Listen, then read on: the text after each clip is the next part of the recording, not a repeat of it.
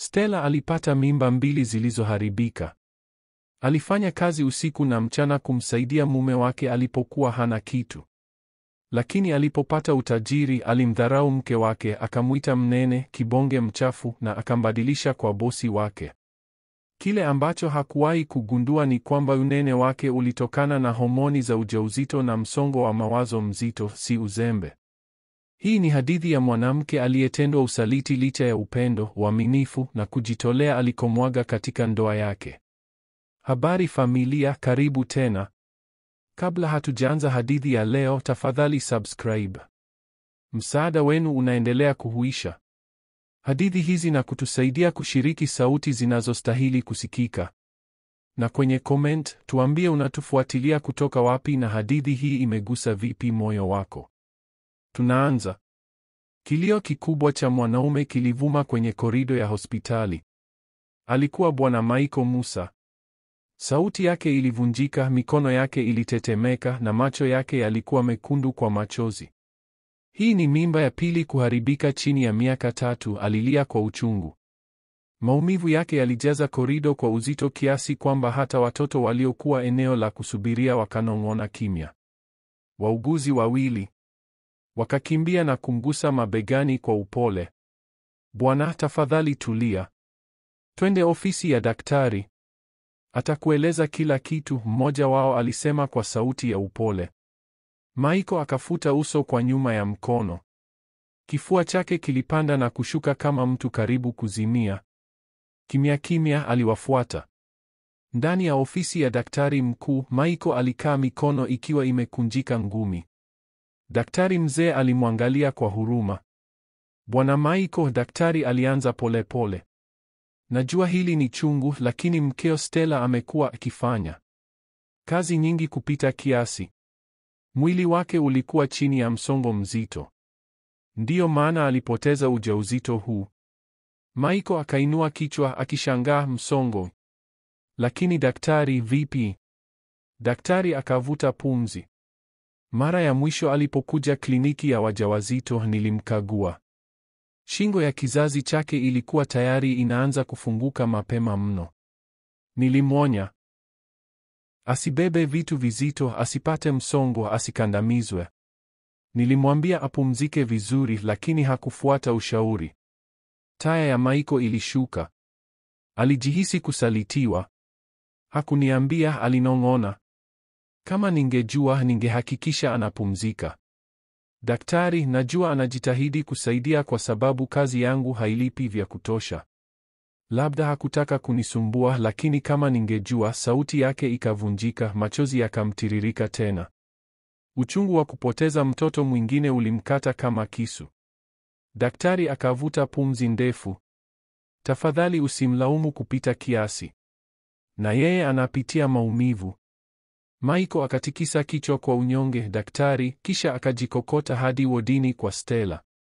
Alipoingia, Stella alikuwa amelala kitandani. Uso wake ulikuwa umeloa machozi. Aliendelea kunong'ona. Ni kosa langu. Ni kosa langu lote. Michael akakimbia upande wake. Hapana mpenzi. Acha kusema hivyo. Si wewe wa kulaumiwa. Tafadhali acha kulia. Lakini Stella hakuweza kuacha. Aligeuza uso kwa aibu. Nilipaswa kukuambia. Nilipaswa kupumzika. Nimeua mtoto wetu. Alilia kwa uchungu. Michael akamshika mkono kwa nguvu ya upole. Mpenzi, nisikilize. Usiwahi kusema hivyo tena. Hukumuua yeyote. Mungu anajua kwa nini hili limetokea. Usijilaumu tafadhali. Sauti yake ilikuwa tulivu. Machozi yake yakaangukia mkononi pake. Taratibu sauti yake ya kilio ikapungua. Akasunisha pua na kuweka kichwa kwenye mto. Siku 2 baadaye, Stella aliachiliwa hospitalini. Nyumbani, Michael akamkalisha kwa upole. Mpenzi, kuanzia leo hakuna tena msongo. Hakuna tena kukimbizana. Tafadhali pumzika kama daktari alivyosema. Mimi nitawatunza. Stella akatikisa kichwa kwa upole. Moyo wake ulikuwa mzito, lakini alijaribu kutabasamu. Wakati huo huo, Michael alibeba faili lake la kahawia kila mahali, akifuatilia kandarasi katika sekta ya ujenzi. Aliandika mapendekezo, aliomba kazi na akaomba kufunguliwa njia. Lakini kwa kuwa hakuna kitu kilichokuwa kimefanikiwa bado, alichukua pia vibarua vidogo kama kuhudumu chakula katika mgahawa wa mtaa ili tu kununua chakula na kulipa pango. Aliazimia kamwe kutomwona mkewe akiteseka tena. Lakini baada ya mimba ya pili kuharibika, mwili wa Stella ukaanza kubadilika. Homoni za ujauzito zilibaki na taratibu akaanza kuongezeka uzito. Msongo wa mawazo ukaifanya hali kuwa mbaya zaidi na hivi karibuni akaacha kujali mwonekano wake. Chakula kikawa faraja yake pekee. Alikula kila aliposikia huzuni na alikuwa na huzuni mara nyingi. Siku baada ya siku uzito ukaongezeka na mwili wake ukawa mzito zaidi. Baada ya miezi 5, yule mwanamke aliyekuwa na mviringo mdogo aliyemuoa Michael alikuwa ameondoka. Mahali pake palikuwa na mwanamke mzito mwenye huzuni iliyoandikwa usoni mwake. Majirani walianza kusengenya. Baadhi ya wanawake wakanong'ona, muone Stella. Tangu alipoharibikiwa na mimba ile, amejigeuza kuwa mnene kama mpiganaji wa mieleka wa Uwe. Lakini Stella hakujali. Tayari alikuwa amepoteza furaha yake. Kula kulikuwa kitu pekee kilichomtuliza. Jioni moja, Michael alijivuta kurudi nyumbani baada ya siku nyingine isiyo na tija ya kutafuta kandarasi. Shati lake lililowa jasho. Alipoingia, alimkuta Stella anakula sahani kubwa ya ugali na supu. Alikula taratibu kana kwamba ndicho kitu pekee kinachomweka hai. Michael akatua faili lake kwenye kiti na kuvuta pumzi ndefu. Macho yake yakamkagua kuanzia kichwa hadi miguu. Mpenzi, jiangalie, alisema kwa ukali.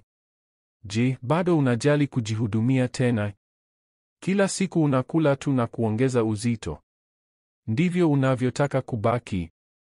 Stella akasita. Machozi yakajaa machoni papo hapo. Akamtazama kwa moyo uliovunjika, kisha akageuza uso kimya. Michael akavuta pumzi tena, akatawanya mkono kichwani, akaingia chumbani bila neno jingine. Kile ambacho Michael hakuelewa ni kwamba kuongezeka kwake uzito hakukuanzia kwenye uzembe. Baada ya mimba ya pili kuharibika, mwili wake ulianza kubadilika. Msongo ulifanya zaidi na chakula kikawa faraja yake. Wiki chache baadaye, Michael akaingia mbio sebule yao ndogo jioni moja. Kwa mara ya kwanza baada ya miezi, macho yake yalikuwa yakimetameta. Mpenzi, hatimaye nimesajili kampuni yangu ya ujenzi, alipaza sauti karibu akicheza. Stella akainua macho kwa mshangao. Uso wake ukaangaza kwa furaha. Hiyo ni ya ajabu. Mungu atabariki kazi ya mikono yako, alisema akipiga makofi kwa msisimko. Michael akatabasamu kisha akakohoa kwa makusudi. Lakini nahitaji msaada wako. Sina fedha za kuajiri wafanyakazi bado. Nataka uwe karani wa mapokezi. Kwa muda tu. Moyo wa Stella ukalainika. Alifurahi kwamba bado anamhitaji. Bila shaka, mpenzi wangu, nitakusaidia. Kwa kweli nimechoka kukaa nyumbani siku zote. Kuanzia siku hiyo akawa karani wake wa mapokezi. Alipiga pasi nguo zake za zamani kila asubuhi, alikaa kwenye ofisi ndogo aliyokodisha, akajibu simu, akaandika barua na hata akasubiri hadi kuchelewa ili amsubiri arudi kutoka vikaoni. Miezi baadaye, matumaini yalipokuwa karibu kuisha, Michael ghafla akaingia ofisini mchana wa joto. Uso wake ulikuwa unang'aa kwa furaha. Mpenzi, Mungu amefanya, alipaza sauti. Nimepata kandarasi ya ujenzi wa hoteli niliyokuwa naifukuzia karibu miaka 3. Stella akasimama ghafla, akapiga yowe. Akamkumbatia kwa nguvu. Machozi ya furaha yakamtiririka usoni. Asante Yesu, alilia. Usiku huo wote wawili hawakuweza kulala. Walicheka. Walicheza. Waliota. Hatimaye mateso yao yalikuwa karibu kuisha. Asubuhi iliyofuata, Michael tayari alikuwa amevaa suti yake nyeusi nadhifu. Viatu vyake viling'aa na uso wake ulionekana freshi huku akishika faili lake la kahawia. Stella akamkaribia, akambusu taratibu shavuni na akaomba kwa upole. Mungu akubariki leo mpenzi wangu. Kila kitu kiende kwa Stella. Michael akatikisa kichwa na kuondoka kwenda kikaoni. Siku zikapita lakini Michael hakurudi nyumbani. Stella alisubiri usiku na mchana. Mwanzoni alidhani alikuwa bize akikamilisha kandarasi. Alipika pilau lake analolipenda na akaacha mezani, lakini hakuja. Alipiga simu yake mara nyingi. Hakuchukua. Alituma ujumbe lakini hakujibu. Moyo wake ukawa mzito kwa hofu na wasiwasi. Wiki moja baadaye, jirani akamnong'oneza, Stella, mumeo si kwamba ametoweka. Anakaa kwenye hoteli ya nyota 5 mjini. Moyo wa Stella ukadondoka. Bila kupoteza muda akatoka mbio na kuchukua teksi. Ndani ya gari, mikono yake ilitetemeka alipokuwa akiomba kimya. Mungu, usiruhusu hili liwe kweli. Alipofika hotelini na kuingia kwenye eneo la mapokezi lenye mwanga mkali, macho yake yakatafuta kila mahali. Kisha akasita. Pale katikati ya ukumbi alisimama Michael. Alionekana tofauti, tajiri, mwenye kujiamini zaidi. Mavazi yake yalikuwa ya gharama, viatu vimepakwa na uso wake ulitoa mwanga wa fahari. Lakini hakuwa peke yake. Mwanamke mzuri kijana alisimama kando yake, akishika mkono wake kana kwamba ni wake kabisa. Alivaa gauni lililombana lililoonyesha umbo lake na alicheka kwa sauti kana kwamba mahali pote ni mali yake. Pumzi ya Stella ikakata. Alitembea moja kwa moja kuelekea kwao, miguu ikiwa dhaifu, sauti ikitetemeka. Michael, kuna nini kinaendelea? Nimekuwa nikikupigia siku kadhaa. Ulinieleza kuhusu kandarasi. Je, umeipata? Na huyu mwanamke ni nani? Michael akamgeukia, macho yake yakiwa baridi kama jiwe. Stella, tangu siku niliyokuoa umeleta bahati mbaya tu kwangu. Kwanza mimba kuharibika, halafu jiangalie sasa. Umejigeuza kuwa tembo mkubwa, fedheha kwangu. Niambie, mwanamume tajiri kama mimi atawezaje kutembea kando ya mtu kama wewe? Mdomo wa Stella ukafunguka. Lakini kabla hajasema, yule mwanamke kijana pembeni yake akacheka kwa dhihaka. Akajibandika zaidi kwa Michael na kusema kwa ujasiri, jina langu ni Asha. Mimi ndiye mwanamke anayemfaa Michael kweli. Jiangalie, mnene, mzito na mwenye huzuni. Je, kweli unaamini mwanaume mwenye pesa atapoteza muda wake na mtu kama wewe? Akageuka taratibu, akionyesha umbo kwa majivuno. Macho ya Michael yakamfuata kwa shauku, akitabasamu kama mwanamume aliye katika mapenzi. Stella alihisi kana kwamba mtu amechoma kisu moyoni. Machozi yakamtiririka bila kudhibitika. Sauti yake ikatetemeka, baada ya yote niliyopitia kwa ajili yako. Nilipoteza mimba yangu ya kwanza kwa sababu ya njaa. Nilipoteza ya pili kwa sababu nilijichosha nikijaribu kutuendeleza. Maumivu hayo yakanisukuma kwenye msongo mzito. Na ndivyo nilivyoongeza uzito unaonicheka nao. Na sasa unasimama hapa na kuniita mnene. Michael akamtazama bila huruma. Je, nasema uongo? Watu wote mtaani wanakuita mwanamke mnene tayari. Niambie, mwanamume tajiri kama mimi atawezaje kutembea kando yako? Nahitaji mwanamke wa hadhi, si wewe. Sauti ya Stella ikavunjika huku machozi yakitiririka usoni. Basi haufanyi tena mapenzi nami? Kwa sababu tu umeweka pesa? Kwa sababu tu nimeongeza uzito? Michael akatabasamu kwa baridi, sauti yake ikikatakata kama kisu. Mapenzi, Stella. Mapenzi hayamlishi mwanamume. Wewe si chochote bali mzigo kwangu sasa. Nimesonga mbele na Asha na yeye ananipa fahari ambayo usingeweza kunipa. Wakili wangu ataleta karatasi za talaka. Zisaini kwa sababu ndoa hii imekufa. Akamvuta Asha karibu na kumbusu kwa hamasa mbele ya kila mtu. Midomo ikatoa sauti za mshangao ukumbini. Mwili wa Stella ukatetemeka. Fedheha ikachoma kifua chake. Akageuka na kukimbia kuelekea mlangoni, vilio vyake vikivuma ukumbini. Stella alipokimbia nje ya hoteli, machozi yakaukaza macho yake. Karibu akagonga mwanaume aliyekuwa akipita. Yule mwanaume akasimama akimtazama kwa makini. "Subiri Stella, kweli ni wewe?" Bado akiwa katika mshtuko, akajifuta uso kwa mikono inayotetemeka na kuinua macho. Pumzi ikamkata. Ewe Mungu wangu, Lazaro! Alikuwa ni rafiki yake wa darasa la chuo, kijana ambaye alikuwa hamjaonana naye kwa miaka.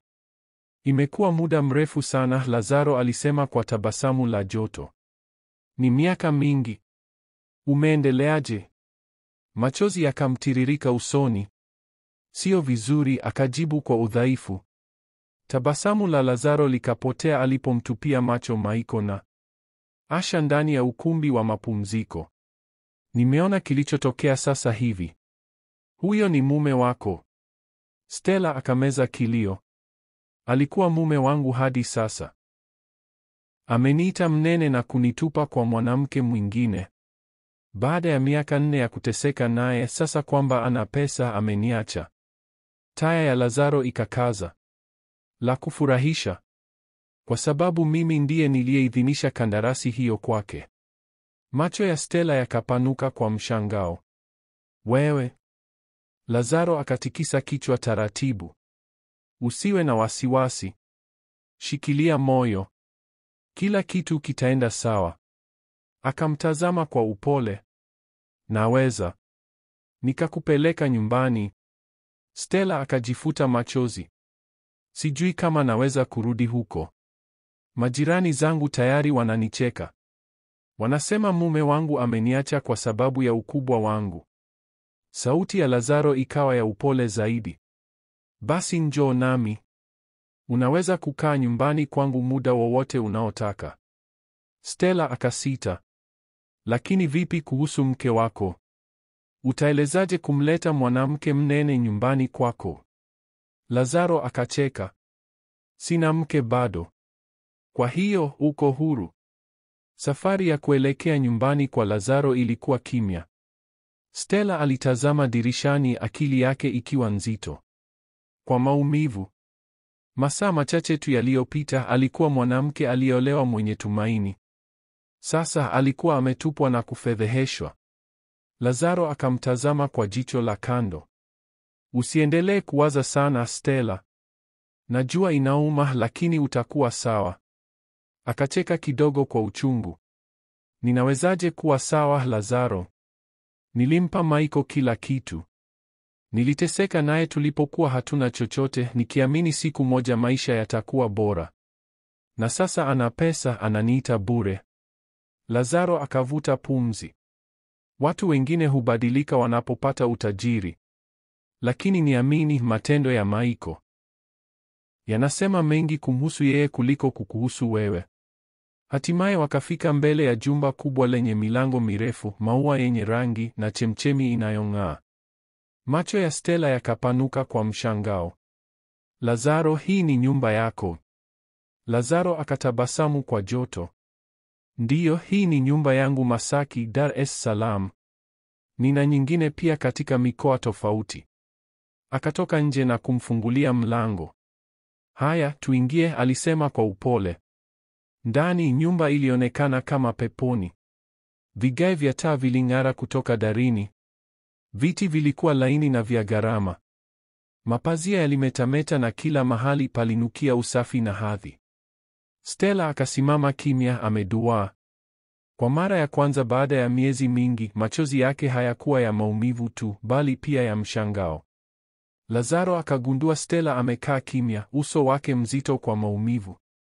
Lazima una njaa, alisema kwa upole. Nimuombe mpishi aandae kitu.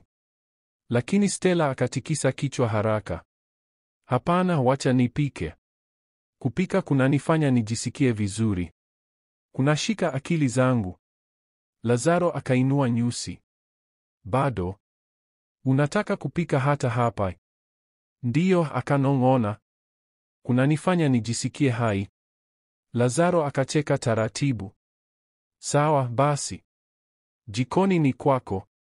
Stella akaingia jikoni na akapumua kwa mshangao. Lilikuwa kubwa, limejaa vifaa vya kisasa. Rafu zilijaa mboga mbichi, matunda, nyama na viungo. Alipofungua kabati, macho yake yakakutana na kitu. Jarida la afya ya wanawake. Alichukua kwa hamu na kulifungua. Ndani kulikuwa na mapishi ya milo yenye afya, mipango ya lishe na mazoezi mepesi yanayosaidia wanawake kupunguza uzito. Kitu kikachemka kifuani mwake alipokuwa akisoma. Kwa mara ya kwanza baada ya miezi, alihisi cheche ndogo ya tumaini. Umekivutiwa nacho? Sauti ya Lazaro ikamstua. Aligeuka na kumwona amesimama mlangoni, anatabasamu. Hicho kilikuwa cha dada yangu, akaeleza. Baada ya kujifungua mtoto wake wa pili, aliongezeka uzito. Alifuata hatua zilizo kwenye kitabu hicho kwa msaada wa wataalamu na sasa amebadilika kabisa. Macho ya Stella yakapanuka. Kweli? Una picha? Lazaro akatoa simu na kumwonyesha. Stella akapumua kwa mshangao. Mwanamke kwenye picha alikuwa mwembamba, mstaarabu na mrembo. Anaonekana ajabu, Stella alinong'ona. Lazaro akatikisa kichwa.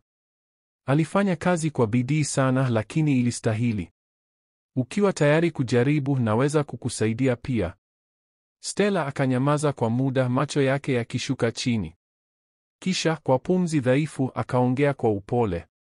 Uzito wangu haukutokea ghafla. Baada ya mimba yangu ya pili kuharibika, mwili wangu ulianza kubadilika.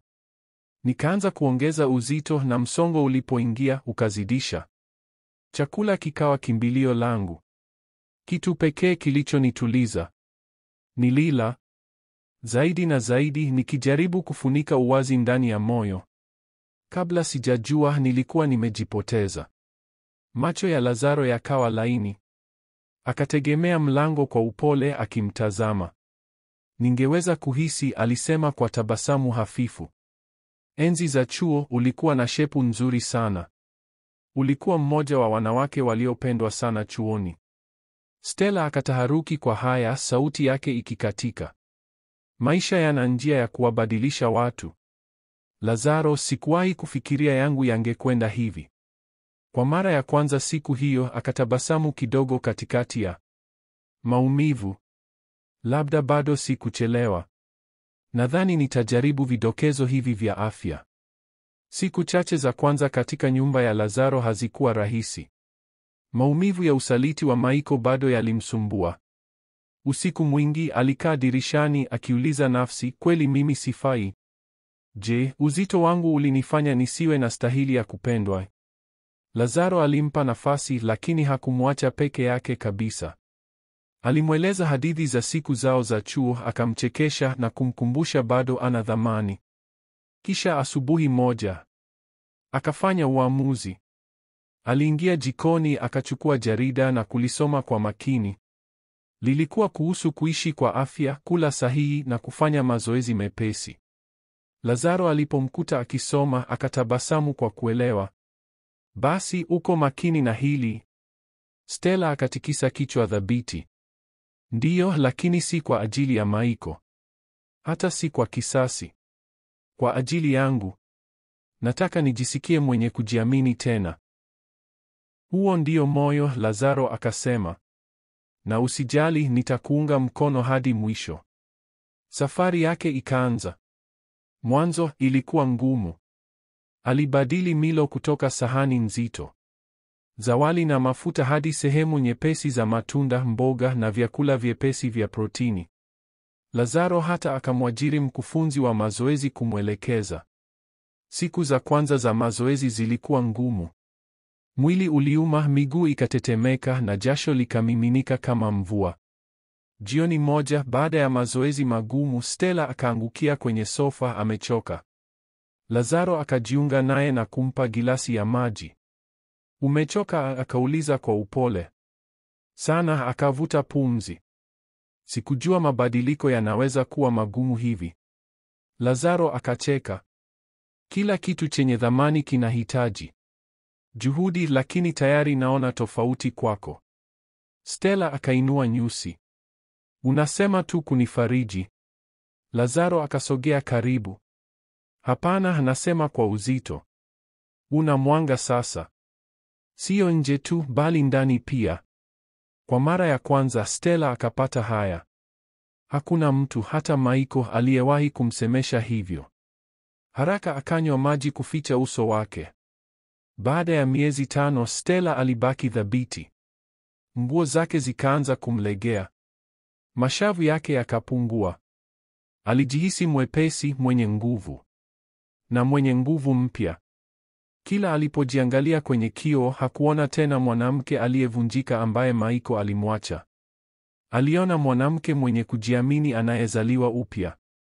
Jioni moja Lazaro akamshangaza Stella kwa kumpeleka kwenye mgahawa wa hadhi huko Masaki. Alivaa gauni jekundu la kupendeza lililokumbatia umbo lake jipya. Walipoingia vichwa viligeuka. Watu walimtazama si kwa dhihaka bali kwa kuvutiwa. Lazaro akasogea sikioni mwake na kunong'ona, umevutia ajabu usiku wa leo.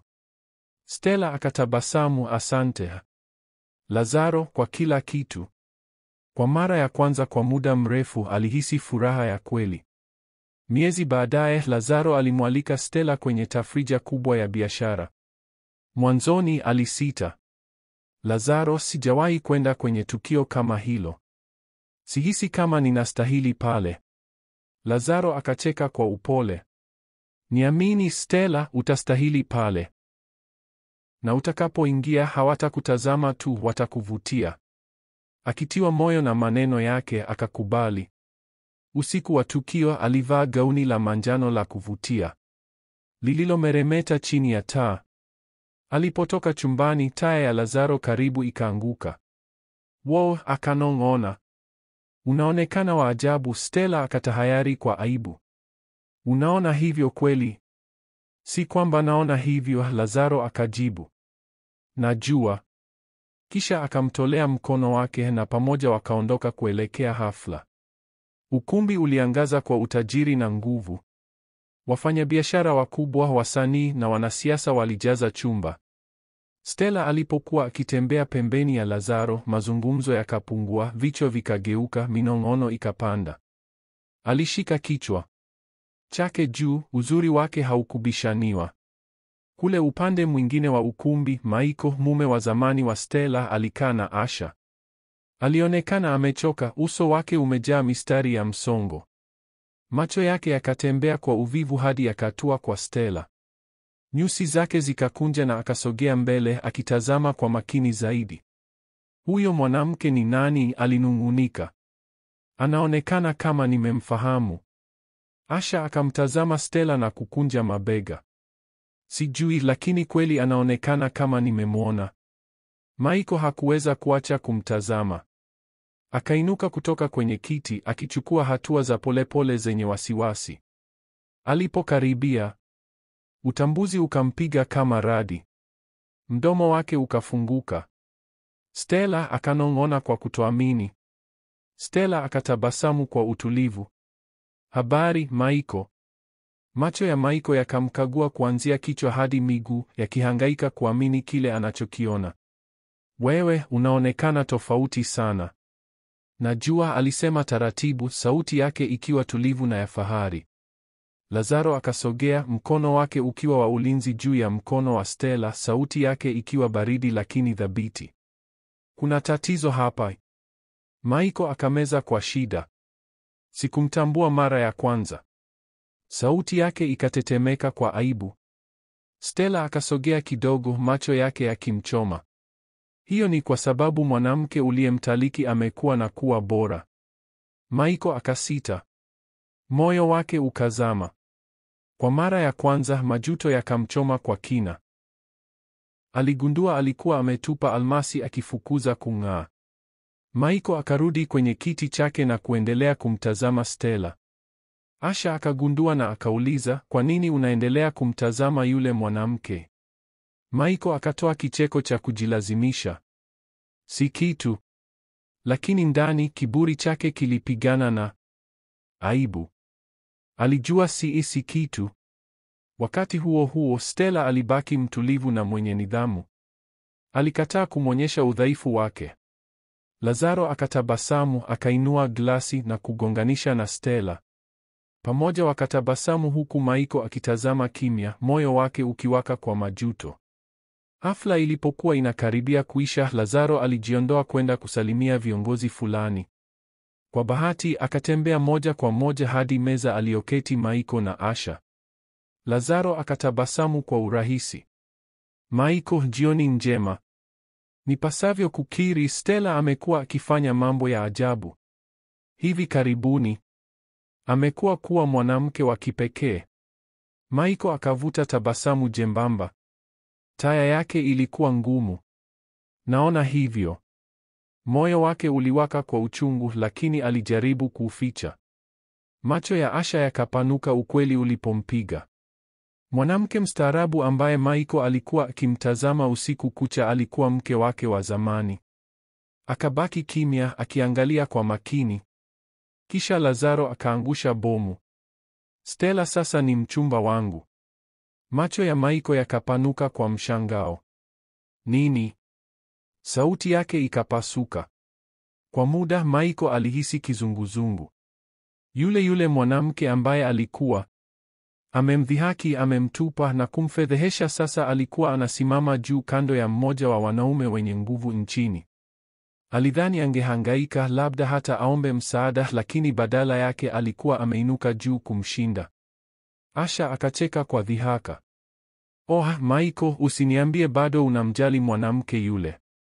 Maiko akarekebisha uso haraka. Bila shaka hapana. Nilishangaa tu basi. Wakati huo msaidizi wa Lazaro akaja na kumpatia faili. Bwana, ripoti uliyoiomba. Lazaro akaiangalia haraka. Kisha akamtazama Maiko. Uso wake ukawa mgumu. Kuhusu mshangao, Maiko, nahitaji kujadili jambo muhimu nawe. Maiko akakunja uso. Ni nini? Lazaro akaendelea. Kandarasi tuliyokupa, nimepitia ripoti na sijafurahishwa na ninachoona. Moyo wa Maiko ukapiga kwa kasi. Unamaanisha nini? Kampuni yako imeshindwa kutekeleza sehemu kadhaa kuu za mradi wa ujenzi, Lazaro alisema kwa ukali. Usipokamilisha kazi ndani ya wiki 8 utarudisha malipo yote. Rangi ikamwondoka usoni Maiko. Lazaro, tafadhali, lazima unipe muda zaidi. Sauti ya Lazaro ilikuwa baridi. Biashara ni biashara. Na kuanzia sasa, utakuwa unatoa taarifa moja kwa moja kwa Stella kila wiki. Akiwa amemaliza kusema, Lazaro akaondoka, akimwacha Maiko akitetemeka. Usiku huo, Maiko alikaa chumbani mwake, akikamata kichwa kwa kukata tamaa. Kandarasi yake iliyokuwa ikiimbiwa sifa sasa ikawa laana. Mtu aliyempa mradi sasa alikuwa anahitaji matokeo, na mwanamke ambaye alimwacha sasa alishikilia hatima yake mikononi. Asha akaingia, akitafuna ugumu wa kutafuna na kujitupa kwa uvivu kwenye kochi. Nini kinakufanya uweke uso mrefu hivyo? Maiko akamwang'ata macho. Je, unaelewa kinachoendelea?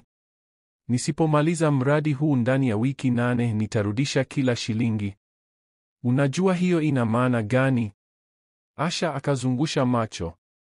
Tulia, Maiko. Unawaza sana. Wewe ni bilionea sasa. Tutatafuta suluhu. Sauti ya Maiko ikapanda kwa hasira. Tutatafuta nini? Fedha karibu zimeisha. Tumekuwa tukizitumia kwenye magari, sherehe na ununuzi wako usioisha. Nikilazimika kurudisha, tumekwisha. Kwa muda mfupi, uso wa Asha ukabadilika. Akakasirika. Akaongeza sauti.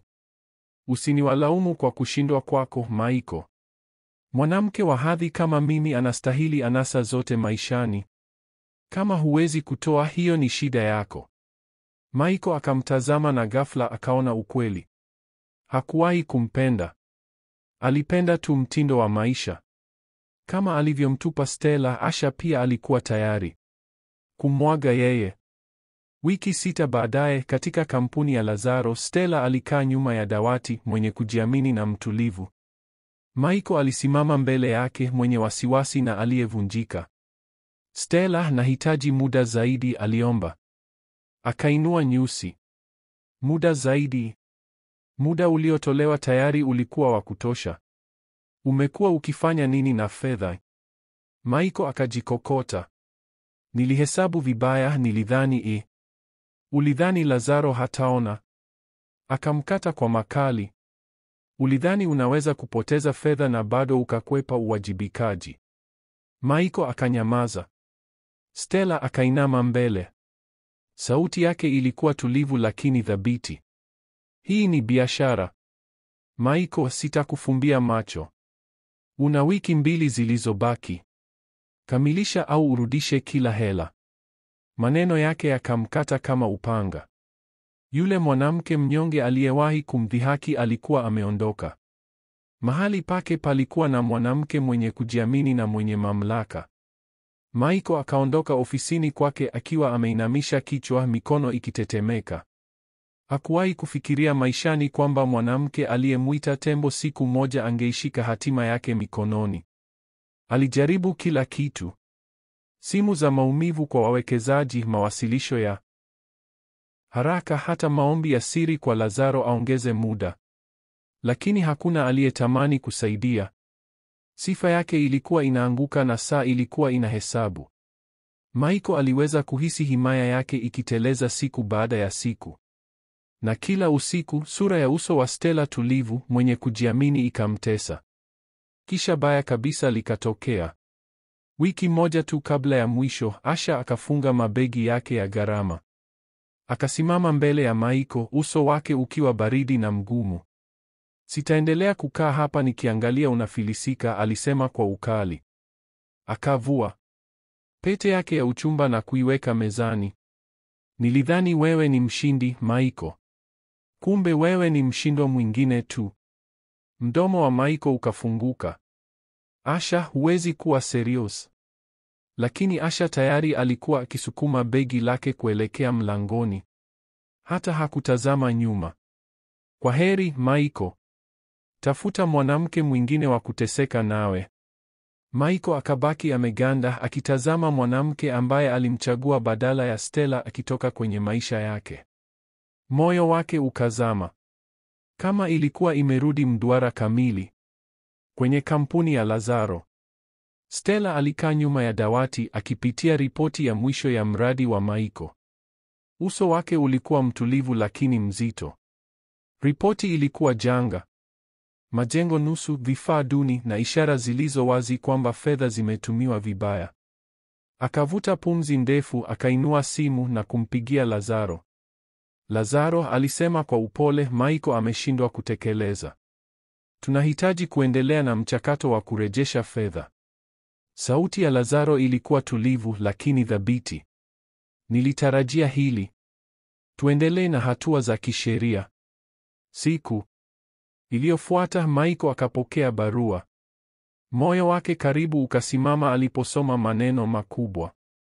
Mashtaka kwa kuvunja mkataba na matumizi mabaya ya fedha. Akaunti zake zingefungwa. Asipolipa, mali zake zingekamatwa.